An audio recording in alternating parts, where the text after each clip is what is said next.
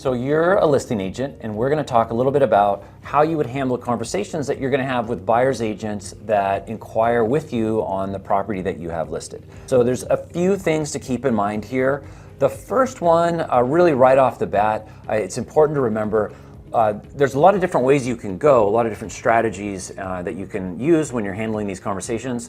But the key is make sure you've discussed these strategies with your seller. So make sure your seller is on board with your strategies and how you're going to respond to prospective buyer's agents that are inquiring. One example would be your seller has a certain reason that they've most likely shared with you of why they're selling. What are their motivations to sell? Are they moving out of the area? Are they downsizing? Are they moving up? Are they in escrow on another property?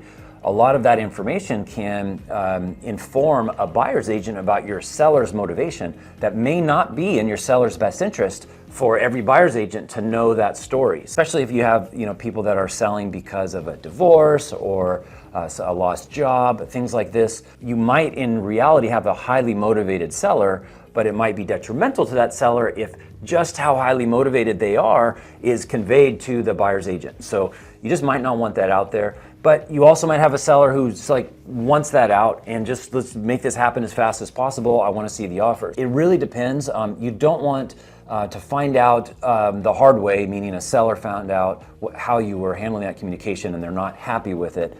You don't want to find that out after the fact. So you really want to know, have that conversation about the seller's motivations and what they're comfortable with you sharing or not sharing. And that'll be different from a case-to-case basis, personality to personality with your sellers. But you're on the same team, you want to make sure you've communicated that and that there's clarity before you move forward.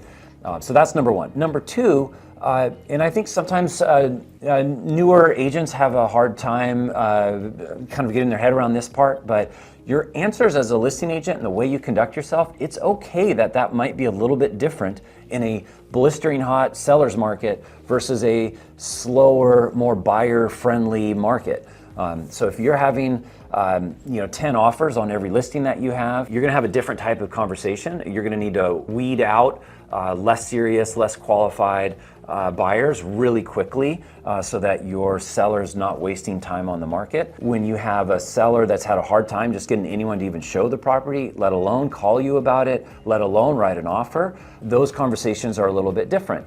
So it's a lot more about drawing out that buyer's agent, maybe being a little bit more amenable, and maybe finding some ways that your seller is okay with to let that buyer's agent know that there could be flexibility, maybe in timing and credits or whatever else maybe you and the seller have already talked about. But just that being the second point, that the market you're in may change how you as the listing agent have those conversations with the buyer's agent. Third, I would say the overarching thing to think about is the more information, the better. So at this point, you've gotten permission from the seller, you're on the same page as far as the strategy, you're aware of the type of market you're in, and how that might inform your conversations. After that, everything you find out, the better.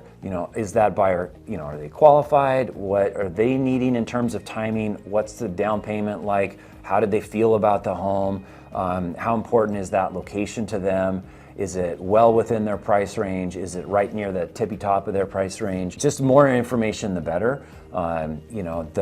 You of course have to be mindful of any, and this would be layered onto any conversation really you're ever having in real estate, but you're avoiding anything that's having to do with fair housing concerns and those restrictions. So you're not asking, if how they feel about the church down the street. That would be an off-limits type of question, but you can ask about the amenities in the area, what's been important to them, what drew them to the listing. That type of conversation I'm saying now tends more to be on the slower market, the more buyer market. In a fast market, you as a listing agent typically aren't having these longer conversations with anyone other than, say, your top few offers that you've received, but you do want to be asking those questions, find out as much as you can.